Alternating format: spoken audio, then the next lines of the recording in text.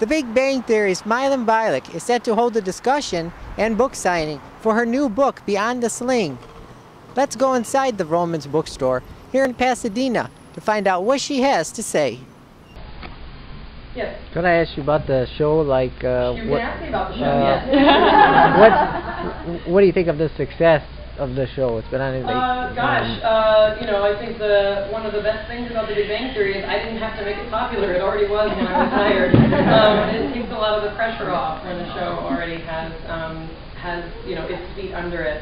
I'm super excited to be part of it, and I think also, it was just announced we have Stephen Hawking, who's going to be in the April 5th episode. I got to meet him twice this week. It's kind of the best week of my life. So I think it's amazing that our show not only touches so much of the public, but also has reached out really into general culture as well, to touch people there as well. Yes. Do you feel like it's an accurate portrayal of scientists and that sort of, being part of it yourself, do you think that, obviously it's comedic, but does it touch on some of the things that you see? The question was, do I think that the Big Bang Theory is an accurate portrayal of scientists? Yep, that guy says yes. I know someone like each and every one of those characters, either from my time as an undergrad and graduate student, or as my time as just a civilian.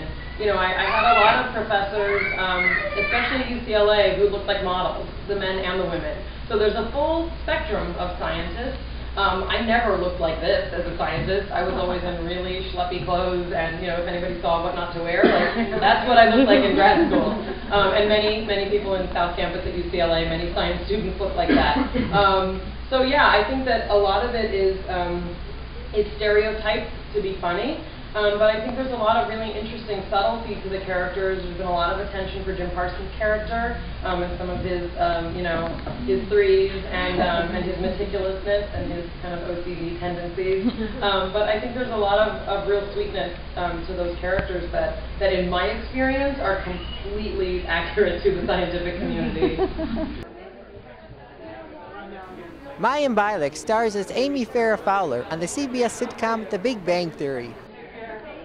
Your body knows what is right for your baby. You are designed by nature to be a good parent, i.e. Nature equals good. Now, I'm working on a doctorate in history. I really know nothing about modern parenting or modern child rearing. My wife here should hear this, but I that's whether I will make a good parent or not. Again, but as a historian, outside the context of nature equals good, this is coming into enlightenment versus romantic debates. Nature equals good, and really that frightens me. Right.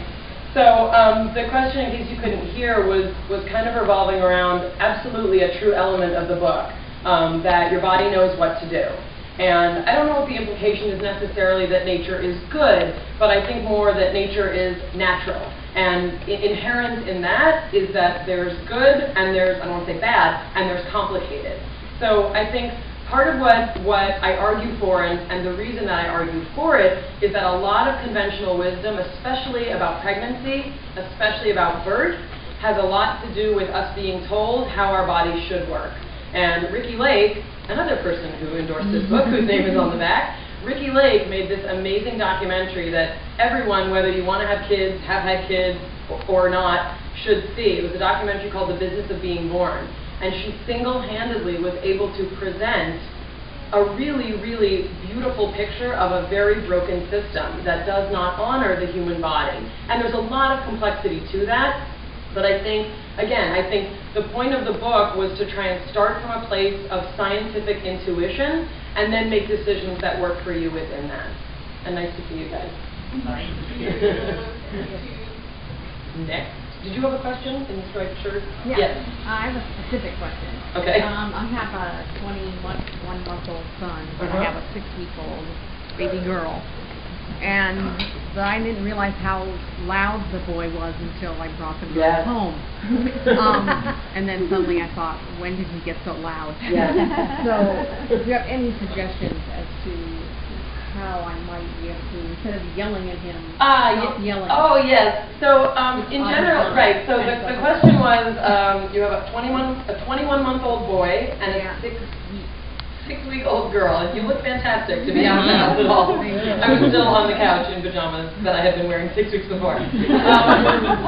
So I try not to give specific advice just because I'm not a pediatrician, I'm not a family therapist, but I do remember our kids are 2 years, 10 months apart, which is very different, but the volume and intensity of a toddler when you have a small person in the house is super frustrating, and also hormonally, and again, this is my bent because I'm a neuroscientist, hormonally, your body is primed to pay attention to the little one. Right. Absolutely. And anything that gets in the way of that little one is an outsider. And it's one of the most, I have chills, because it's one of the most disturbing parts, if you do have 2 children, about when that second one comes along. The number one beloved, all of a sudden, is like an 8-foot-tall gorilla. You know, it's getting in the way of you sleeping, of you doing anything, of you peeing, like you can't do anything. Like the baby finally stops doing something, and the toddler finds a way to need you anew.